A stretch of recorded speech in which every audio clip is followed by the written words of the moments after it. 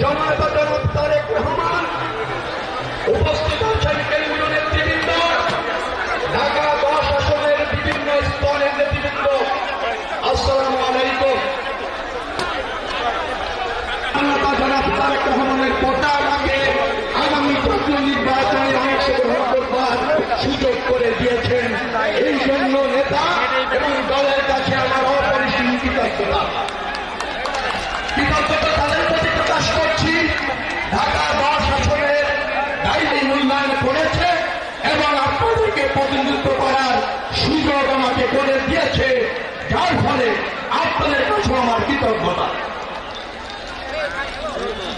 প্রিয় ঢাকা 10 আসনবাসী, 33 বছর বিএনপির হয়ে দায়িত্বশীল থেকে যে কোনো পরিস্থিতিতে আপনাদের মাঝে নেতৃত্ব দিয়েছি, যার ফলে এই এলাকার মানুষের সাথে, নেতা কর্মীদের সাথে আমার একটি আত্মিক সম্পর্ক, নিবিড় সম্পর্ক তৈরি হয়েছে।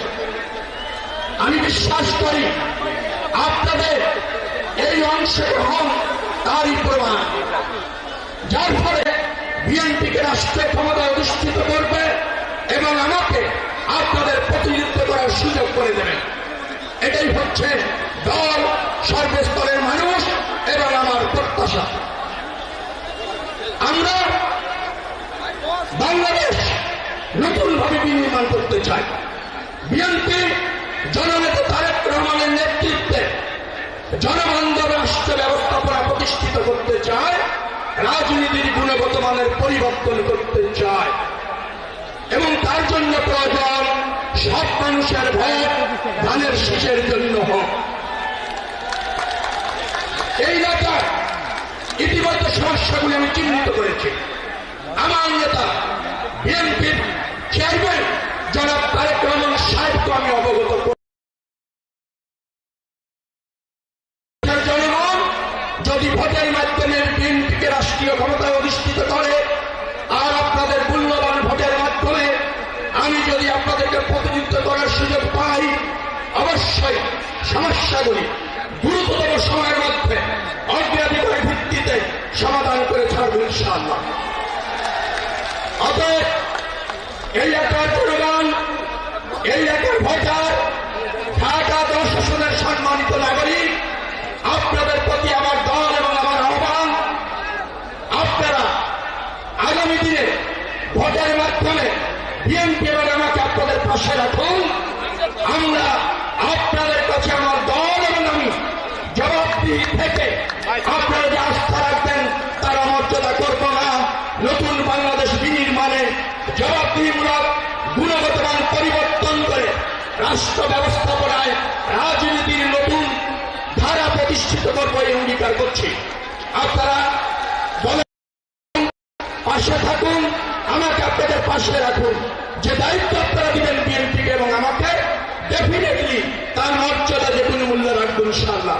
এই প্রত্যাশা ব্যক্ত করে আপনাদের সবাইকে 12 ফেব্রুয়ারি জাতীয় নির্বাচনে যে কোনো মূল্যে সবাইকে পাশে নিয়ে, সাথে নিয়ে, পরিবার, পরিজন, আত্মীয়, স্বজন, প্রতিবেশী, বন্ধু সবাইকে উৎসাহিত করে ভোট কেন্দ্রে গিয়ে ধানের শীষ প্রতীকে ভোট দেবেন, এই প্রত্যাশা রাখছি। কথা দিচ্ছি, যদি আপনাদের প্রতিনিধিত্ব করার সুযোগ হয়, ঢাকা 10 আসনের ব্যাপক উন্নয়ন করে এই মানুষগুলিকে যথাযথভাবে প্রতিনিধিত্ব করতে সফল হবে ইনশাআল্লাহ। আপনারা ভালো থাকুন, দলের সাথে থাকুন, আপনাদের ব্যক্তিগত জীবন সুন্দর হোক, সমৃদ্ধ হোক, নিরাপদ হোক, মঙ্গলময় হোক, এই প্রত্যাশাকে আপনাদের শেষ করছি। আল্লাহ হাফেজ। বাংলাদেশ জিন্দাবাদ। হ্যাঁ, কিন্তু কই ভাই, এখন তো আমাদের ক্যামেরাম্যান ডান দিকে তো দাঁড়ানো, আমি দাঁড়ানো, আমার লোক। প্রিয় উপস্থিতি, প্রিয় সমাবেশ, প্রিয় ভাই বোনেরা, ঢাকা সংসদীয় 10 আসনে আজকের এই নির্বাচনী জনসভার এ পর্যায়ে আপনাদের মাঝে বক্তব্য রাখবেন বাংলাদেশ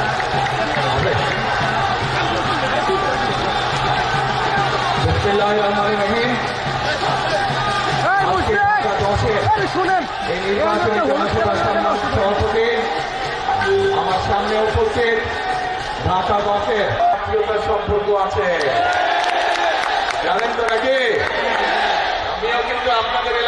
আগে অর্ধেক অধিবাসী এই ধানমন্ডি। আচ্ছা, লাভ হবে? জনগণের দেশের লাভ হবে না।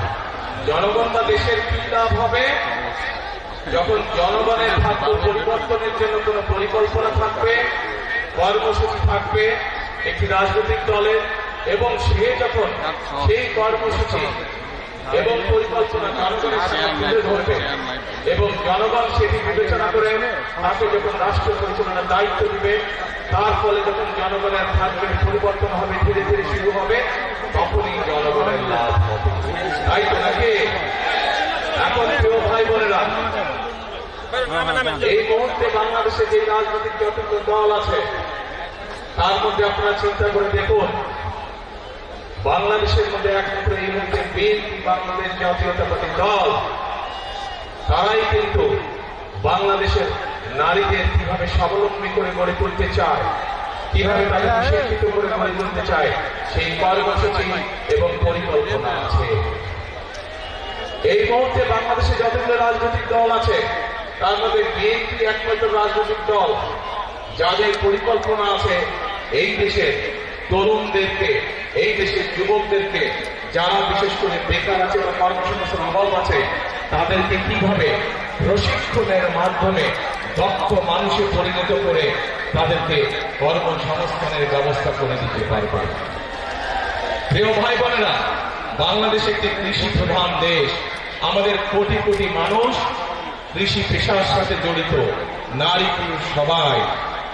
এখানে আপনারা যারা আজকে উপস্থিত আছেন, আপনাদের অনেকের পরিবার পরিজন আত্মীয় স্বজন গ্রামে বসবাস করে এবং তাদের মধ্যে অনেকেই কৃষি কাজের সাথে জড়িত, তাই নয় কি? আপনারা হয়তো প্রত্যক্ষ নাহলে পরোক্ষ অনেকের জায়গা জমেছে, আপনারা পরোক্ষভাবে হলো কৃষি কাজের সাথে জড়িত। প্রিয় ভাই বোনেরা, আমরা সিদ্ধান্ত গ্রহণ করছি এই মুহূর্তে বিএনপির একমাত্র পরিকল্পনা আছে কিভাবে কৃষকদেরকে কৃষি কার্ড দেওয়ার মাধ্যমে কৃষকদের পাশে দাঁড়াবে। ঠিক যেভাবে আমরা বাংলাদেশের সকল মায়েদের বা গৃহিণীদের পাশে ফ্যামিলি কার্ড নিয়ে দাঁড়াবো, ফ্যামিলি কার্ডের মাধ্যমে যেভাবে আমরা প্রান্তিক খেতে খাওয়া যে মারা আছেন, গৃহিণীরা আছেন, তাদেরকে আমরা সারা বাংলাদেশ গ্রাম শহর সব জায়গায় তাদেরকে যেভাবে আমরা স্বাবলম্বী করে গড়ে তুলতে চাই, ঠিক একইভাবে কৃষক ভাইদেরকে কৃষি কার্ড দেওয়ার মাধ্যমে, তাদেরকে সহযোগিতা করার মাধ্যমে আমরা তাদেরকেও স্বাবলম্বী করে গড়ে তুলতে চাই। এই মুহূর্তে একটু আগে যেটি বললাম বক্তব্যে, যে বিএনপি একমাত্র দল যাদের কর্ম পরিকল্পনা এবং কর্মসূচি রয়েছে কিভাবে বাংলাদেশের তরুণদেরকে বিভিন্ন প্রশিক্ষণের মাধ্যমে দক্ষ মানুষে পরিণত করবে এবং দেশি হোক বিদেশি হোক কর্মসংস্থানের ব্যবস্থা করবে। আমাদের পরিকল্পনা রয়েছে কিভাবে আমরা সারা বাংলাদেশের স্কুল শিক্ষকদেরকে আমরা কম্পিউটার প্রদানের মাধ্যমে ধীরে ধীরে তাদেরকে এমন একটি অবস্থানে নিয়ে আসবো যেখানে তারা প্রত্যেকটি শিক্ষক কম্পিউটার সিস্টেমের আওতায় এসে তাদের ছাত্রদেরকে সঠিকভাবে শিক্ষা প্রদান করতে পারবে। প্রিয় ভাই বোনেরা, বিএনপি একমাত্র দল যারা পরিকল্পনা গ্রহণ করেছে বাংলাদেশে, সেটি শহরে হোক গ্রামীণ হোক, প্রান্তিকের মানুষ যারা আছেন, খেটে খাওয়া মানুষ যারা আছেন, তাদের কাছে কিভাবে প্রান্তিক চিকিৎসা সেবা পৌঁছে দেওয়া যায় স্বাস্থ্যকর্মী নিয়োগ করার মাধ্যমে। আমরা পরিকল্পনা গ্রহণ করেছি 1 লক্ষ স্বাস্থ্যকর্মী নিয়োগ করবো আমরা সারা বাংলাদেশে, যাদের মধ্যে শহরে গ্রামে সকল জায়গার মানুষকে তারা চিকিৎসা সেবা পৌঁছে দিবে। এর মাধ্যমে 1 লক্ষ মানুষের যেরকম কর্মসংস্থান হবে, ঠিক একইভাবে এরা মানুষের দোরগোড়ায় স্বাস্থ্য সেবাও পৌঁছে দিবে। প্রিয় ভাই বোনেরা, বিএনপির পরিকল্পনা আছে এই দেশের ধর্মীয় ব্যক্তিত্ব যারা বিভিন্ন মসজিদ মাদ্রাসার ইমাম খতিব মুয়াজ্জিন সাহেব যারা বিভিন্ন ধর্মীয় গুরু যারা আছেন, তারা মানবতার জীবনযাপন করেন অধিকাংশ মানুষ, এবং এই মানুষগুলোর ব্যাপারেও আমরা চিন্তা ভাবনা করেছি যে তাদেরকে আমরা সরকারের পক্ষ থেকে একটি সম্মানের ব্যবস্থা করব, যাতে করে তারা একটি সম্মানজনক জীবনযাপন করতে পারে। এখন প্রিয় ভাই বোনেরা, এই হচ্ছে সংক্ষেপে বিএনপির পরিকল্পনা। বিএনপি কিভাবে করতে চায়? আমাদের বহু 1.5 কোটির মতন প্রবাসী আছেন, বাংলাদেশি মানুষ যারা বিদেশে কাজ করছেন, কষ্ট করে বৈদেশিক মুদ্রা এই দেশের মানুষের জন্য পাঠাচ্ছেন। এই প্রবাসীদের জন্য আমরা সিদ্ধান্ত গ্রহণ করেছি তাদের যাতে সমস্যা হয় না, কম হয় এয়ারপোর্টে আসতে পারে, এবং যখন তারা কাজ শেষ করে দেশে ফিরে আসবেন সেই সময় যাতে তারা একটি নিরাপদ জীবনে থাকতে পারেন, সেই জন্য তাদেরকে আমরা প্রবাসী কার্ড দেওয়ার সিদ্ধান্ত গ্রহণ করেছি। প্রিয় ভাই বোনেরা, এইগুলো হচ্ছে বিএনপির পরিকল্পনা। এরকম আরো পরিকল্পনা আমাদের রয়েছে। এই পরিকল্পনাগুলোর মূল লক্ষ্য এবং উদ্দেশ্য হচ্ছে এই দেশের মানুষের ভাগ্যের পরিবর্তন করা, এই দেশের ভাগ্যের পরিবর্তন করা। যেই কথাটি প্রথমেই বলেছি ভাই বোনেরা, এই মুহূর্তে বিএনপি একমাত্র রাজনৈতিক দল যাদের সামনে পরিকল্পনা আছে, যাদের সামনে দেশ এবং জনগণের জন্য কর্মসূচি আছে, এবং সবচাইতে বড় ব্যাপার বিএনপি একমাত্র রাজনৈতিক দল যাদের এই মুহূর্তে দেশ পরিচালনার অভিজ্ঞতা রয়েছে। শহীদ রাষ্ট্রপতি জিয়াউর রহমান যে সময় দেশ পরিচালনা করেছিলেন, উনি দুর্ভিক্ষ কবলিত একটি দেশে খাদ্য উৎপাদন বৃদ্ধি দ্বিগুণ করেছিলেন, এবং শুধু তাই নয়, সেই খাদ্য উৎপাদন দ্বিগুণ করে উনি বিদেশে পর্যন্ত খাদ্য রপ্তানি করেছিলেন বাংলাদেশের মানুষের খাদ্য সরবরাহ করার পরও। দেশনেত্রী খালেদা জিয়া যখন দেশ পরিচালনা করেছেন, উনি বাংলাদেশে এত শিল্প কলকারখানা তৈরি করতে সক্ষম হয়েছিলেন, বাংলাদেশের মানুষের কর্মসংস্থানের ব্যবস্থা করেছিলেন। বিদেশের সকল পত্রিকা তখন বলতে বাধ্য হচ্ছিল বাংলাদেশ হচ্ছে একটি এমার্জিং টাইগার। কাজে প্রিয় ভাই বোনেরা, এই সকল, এবং শুধু তাই নয়, দেশনেত্রী খালেদা জিয়ার সময় আমরা দেখেছি কিভাবে তিনি নারীদের শিক্ষা ব্যবস্থা ফ্রি করেছিলেন। ক্লাস 10 থেকে মেয়েদের জন্য ক্লাস 12 পর্যন্ত শিক্ষা ব্যবস্থা ফ্রি করেছিলেন। প্রিয় ভাই বোনেরা, এই কাজগুলো থেকে প্রমাণিত হয় যে বিএনপি একমাত্র দল যারা দেশকে অভিজ্ঞতার আলোকে সঠিকভাবে পরিচালনা করতে সক্ষম। এখন প্রিয় ভাই বোনেরা, 12 তারিখে নির্বাচন। এই নির্বাচনে যেই নির্বাচনের জন্য বিগত 16 বছর ধরে বাংলাদেশের মানুষ অপেক্ষা করেছে, যেই নির্বাচনে বা যেই রাজনৈতিক অধিকার বা যেই ভোটের অধিকার বাংলাদেশের মানুষের কাছ থেকে কেড়ে নেওয়া হয়েছিল। প্রিয় ভাই বোনেরা, বিগত 16 বছর নির্বাচনের নামে আমরা তামাশা দেখেছি। আপনারা কেউ সেই নির্বাচনের নাকি তামাশা হয়েছে, সেই নির্বাচনগুলোতে তথাকথিত নির্বাচন আপনারা কেউ ভোট দিতে পেরেছিলেন? কেউ বাংলাদেশের মানুষ, শুধু আপনারা নয়, ঢাকা দেশের অধিবাসীরা নয়, শুধু সমগ্র বাংলাদেশে কেউ ভোট দিতে সক্ষম হয়নি। আজ সেই নির্বাচনের সময় এসেছে, যে নির্বাচনে বাংলাদেশের মানুষ ভোট দিতে পারবে। প্রিয় ভাই বোনেরা, এই নির্বাচনে ভোট দেওয়ার মাধ্যমে যেরকম ভাবে বাংলাদেশের মানুষ তার রাজনৈতিক অধিকার প্রতিষ্ঠিত করবে, কিন্তু শুধু রাজনৈতিক অধিকার না, এই নির্বাচন হতে হবে দেশ গঠনের নির্বাচন। এই নির্বাচন হতে হবে বাংলাদেশের মানুষের ভাগ্য পরিবর্তনের নির্বাচন। প্রিয় ভাই, সেজন্যই আমি বলেছি, এই নির্বাচন শুধু ভোট দেওয়ার নির্বাচন নয়। এই নির্বাচনের মাধ্যমে আমাদের জুলাই শহীদ যারা আছেন, জুলাই অভ্যুত্থানের যারা হতাহত ব্যক্তিরা আছেন, শুধু তাই নয়, 1971 সালে স্বাধীনতা যুদ্ধে যে সকল শহীদ হয়েছেন, তাদের যে প্রত্যাশিত বাংলাদেশ আছে, সেই বাংলাদেশ গড়ার নির্বাচন হচ্ছে 12ই ফেব্রুয়ারি। প্রিয় ভাই বোনেরা, আমরা এই ধানমন্ডি এই নির্বাচনের ঢাকা 10 এলাকা থেকে আমরা আমাদের ধানের শীষের প্রার্থী করেছি, আমরা রবিকে। এই রবিরাকে আমরা আনুষ্ঠানিকভাবে আজকে আমি রবিবার বক্তব্যে একটু আমি এই এলাকার অনেক সমস্যার নির্বাচনী বক্তব্যে একটু আগে আপনাদের সকলের সামনে বলেছে কিভাবে নির্বাচিত হলে এই এলাকার সমস্যার সমাধান করবে, মানুষের সমস্যার সমাধান করবে। ইনশাআল্লাহ রবির সাথে আজকে আমিও আপনাদেরকে বলে যাচ্ছি যে ইনশাআল্লাহ এই ঢাকা 10 থেকে ধানের শীষ নির্বাচিত হলে এবং বিএনপি সরকার গঠন করলে রবি যে সকল ওয়াদা এলাকার মানুষের সামনে করেছে সেগুলি বাস্তবায়নের জন্য আমিও রবির সাথে কাজ করব। কারণ বক্তব্যের শুরুতেই বলেছে আপনাদের সাথে ঢাকা 10-এর সাথে কিন্তু আমার আত্মীয়তার সম্পর্ক আছে।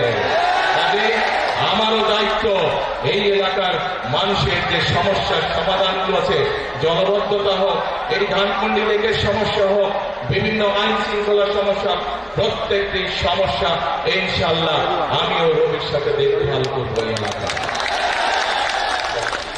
প্রিয় ভাই বোনেরা, আসো আমরা 12 তারিখে এমন ব্যক্তিকে নির্বাচিত করি, এমন দলকে নির্বাচিত করি যাদের দেশ পরিচালনার অভিজ্ঞতা আছে, এমন দলকে আমরা নির্বাচিত করি যাদের সামনে দেশ এবং দেশের মানুষকে নিয়ে কর্মসূচি আছে, পরিকল্পনা আছে, এবং বিএনপি ছাড়া এই মুহূর্তে আর কোন দলের কাছে সেই কর্ম পরিকল্পনা বা অভিজ্ঞতা নেই।